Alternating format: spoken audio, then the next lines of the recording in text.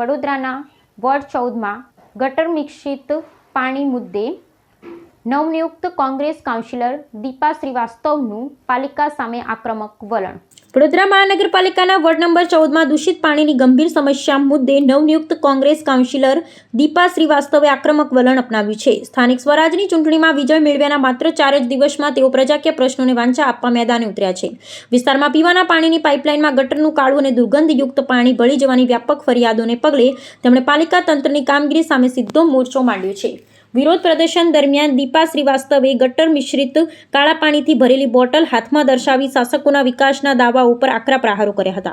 તેમણે વેધક સવાલ ઉઠાવ્યો હતો કે નાગરિકો પાસેથી નિયમિત અને પૂરેપૂરો ટેક્સ ઉઘરાવ્યા બાદ પણ જો મહાનગરપાલિકા માત્ર ઝેરી પાણી જ પૂરું પાડી શકતી હોય તો આ કેવા પ્રકારનો વિકાસ છે। શહેરીજનોમાં જાહેર સ્વાસ્થ્ય સાથે થઈ રહેલા આ ગંભીર ચેડાને કોઈપણ ભોગે સાંખી લેવામાં નહીં આવે તેવી સ્પષ્ટ ચેતવણી તેમણે વહીવટી તંત્રને આપી છે। આ જટિલ સમસ્યાના સત્વરે નિરાકરણ માટે કાઉન્સિલરે મહાનગરપાલિકાના સત્તાધીશોને તાકીદ કરી છે।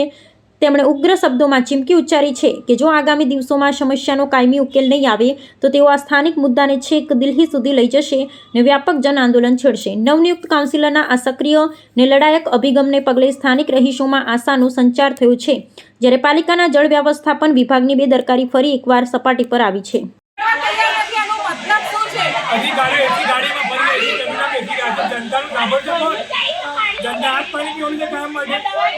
દિવસથી દીપા શ્રીવાસ્તવ અવાજ ઉઠાઈ રહી છે। આપણા ચેનલ માધ્યમ દ્વારા પ્રશાસનને ફોન કરી રહી છું। એક મહિલા છું, મહિલાનું દર્દ સમજું છું। છેલ્લા 3 મહિનાથી આટલું ખરાબ પાણી